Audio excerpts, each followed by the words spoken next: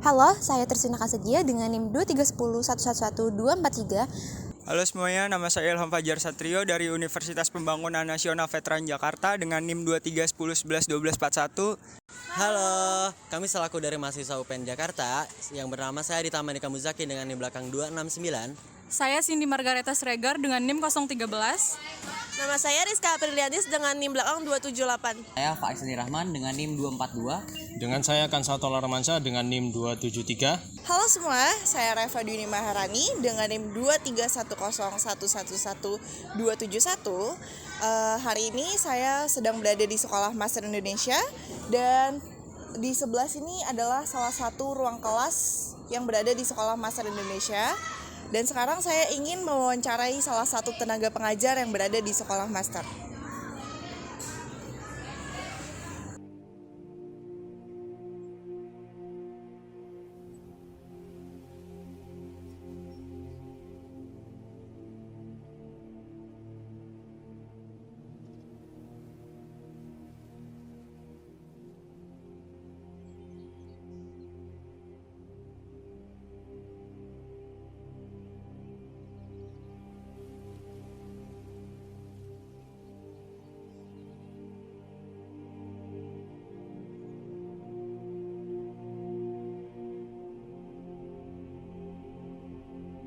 Di sini saya bersama dengan Ibu Yani. Kita langsung aja ya ke pertanyaannya. Udah berapa lama Ibu Yani ngajar di sini? Kurang lebih 3 bulan, mulai Agustus, September, Oktober ya kan. Oke.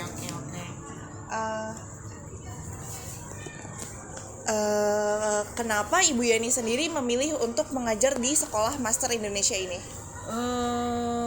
Untuk memanfaatkan waktu luang, terus pingin mengamalkan ilmu yang saya miliki, terus apa lagi?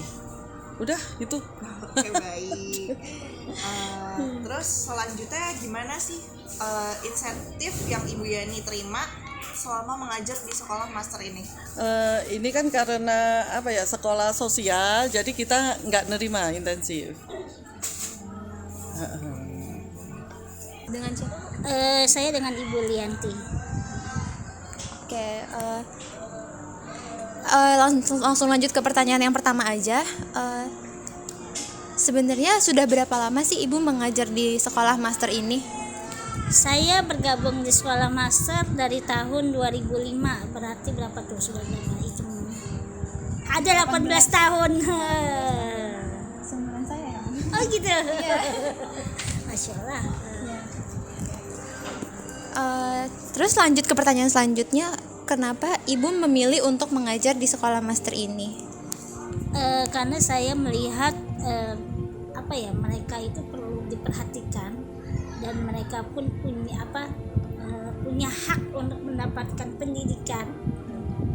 Dan kita di master di sini memang guru-gurunya itu relawan, tidak digaji.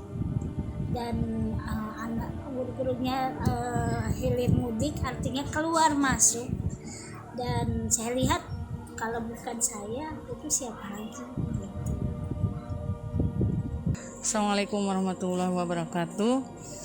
Saya Bu Sri Lestari, biasa dipanggil Bunda Sri kalau di master. Saya di sini sebagai koordinator SMA master. Ibu Sri ya Bu. Ibu Sri di sini udah mengajar berapa lama ya Bu? Kalau boleh tahu. Saya kurang lebih dari 2010, jadi udah 13 tahunan lah. Pertanyaan selanjutnya Bu, kenapa Ibu memilih Sekolah Master ini Bu untuk jadi pengajar di sini Bu? Pertama sih sebenarnya diajak temen ya untuk melakukan untuk mengadakan pembinaan di sini. Jadi pertama-tama ibaratnya sebenarnya tidak sengaja ya, ibaratnya dijorokin gitu ya, dijorokin sama teman untuk melakukan pembinaan di master. Kemudian setelah sudah terjun, lama-kelamaan sudah merasa gimana ya, kayak anak-anak didik itu jadi kayak anak sendiri. Jadi akhirnya lama-lama sudah terlanjur cinta, akhirnya sampai sekarang. Gitu. Bagaimana untuk intensif atau pendapatan di sini, Bu? Kita di sini kan berangkat dari ini ya, relawan gitu. Jadi sebenarnya sih karena kita relawan ya, dulu kita tuh bergantung kepada donatur. Jadi kalau ada donatur yang memberikan masukan kepada yayasan, baru kita dapat intensif gitu ya. Cuma seiring berjalannya waktu, kemudian kita untuk SMA-nya ya, SMA kemudian bergabung dengan SMA terbuka, SMA negeri. Jadi ada sih sedikit transport dari sekolah induk ya, yang alhamdulillah sudah lumayan untuk transport lah buat ini, untuk uang lelah para guru-guru gitu.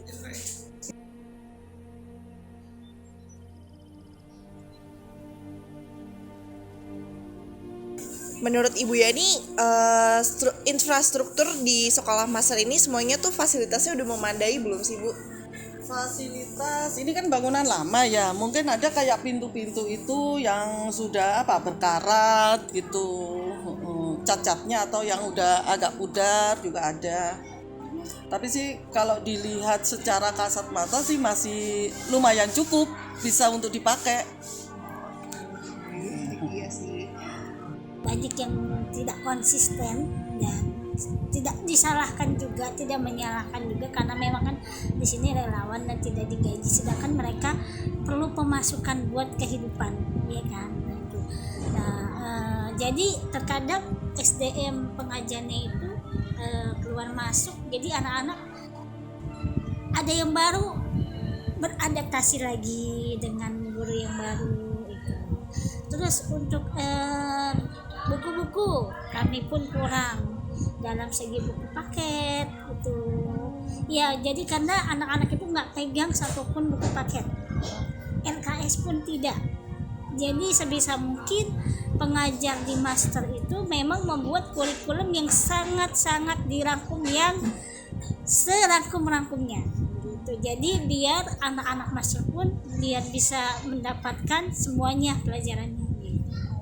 Ya kalian bisa lihat sendiri ya, untuk gedungnya itu kan kita menggunakan kontainer.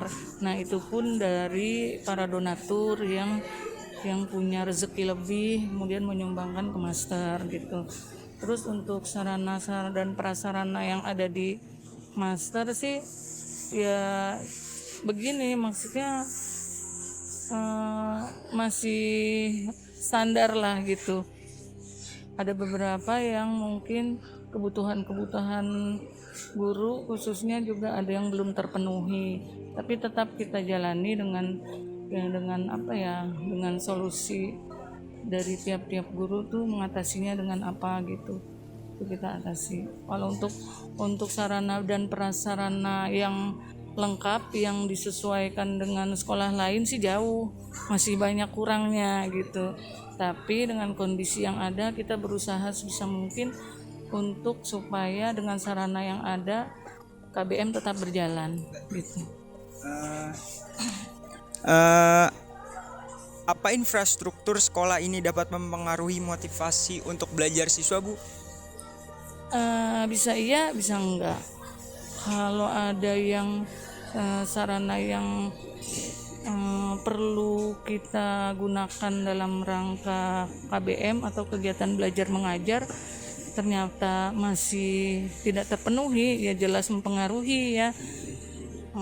Tapi terkadang juga bisa kita atasi dengan sesuatu yang hal-hal lain yang kira-kira ya bisa kita atasi gitu. Jadi ya kita sih berjalan apa adanya aja gitu. Tapi ya alhamdulillahnya kalau memang ada dari donatur yang bisa memenuhi sih kita terima gitu. Paling aspek lingkungan fisik apa yang perlu diperhatikan di sekolah ini, Bu? Nah untuk bangunan ini kan kita kan dari donatur yang sudah lama ya. Nah, kalau untuk beberapa tahun ke depan kan lama-lama tuh ada yang rusak kayak kontainer-kontainer ini, terus sama yang tangga-tangga dari besi itu kan banyak yang sudah berkarat, sudah karatan, terus ada juga yang tangganya rusak. Nah, itu kan bahaya juga tuh buat anak-anak. Ya, kalau menurut saya sih itu juga perlu diperhatikan untuk keselamatan para siswa. Kemudian juga sarana yang paling penting untuk KBM atau kegiatan belajar mengajar itu adalah sarana dan prasarana buat pengajarnya. Kayak misalnya sekarang kan zaman serba ini ya, serba apa namanya, online atau serba bukan serba komputer gitu kan, serba elektrik. Jadi dibutuhkan juga untuk guru-guru tuh laptop masing-masing gitu, satu orang satu laptop gitu. Nah, selama ini kan kita belum terpenuhi itu guru-guru, sementara insentif yang ada belum bisa untuk membeli sendiri gitu. Paling itu yang mendesak ya, sama yang ya inilah disesuaikan dengan kondisi sekolah. Apa harapan ibu nih sebagai tenaga pengajar di sekolah master ini saat siswa-siswanya sudah lulus nanti? Pertama, mereka bisa mendapatkan pekerjaan yang layak. Yang kedua, mereka bisa mengangkat derajat mereka, keluarganya dengan adanya ilmu. Insya Allah dengan adanya ilmu, adab itu bisa mengangkat derajat mereka. Ya, amin. Inginnya sih mereka lebih berkembang, lebih ya pastinya tetap melanjutkan sekolah yang lebih tinggi hingga sampai lulus, sehingga mereka supaya bisa mengangkat derajat keluarganya yang semula jadi pengamen, terus ada yang peminta-minta, terus ada yang kalau yang pakai badut, ada yang badut. Jadi mereka punya kemauan untuk sadar, untuk meningkatkan pendidikannya, bekerja lebih baik lagi supaya mengangkat derajat keluarganya. Amin. Oke, baik. Ya. Segitu aja sih pertanyaannya. Sama-sama. Makasih Kak. banyak ya Ibu. Iya, sama-sama. Sukses ya Kak.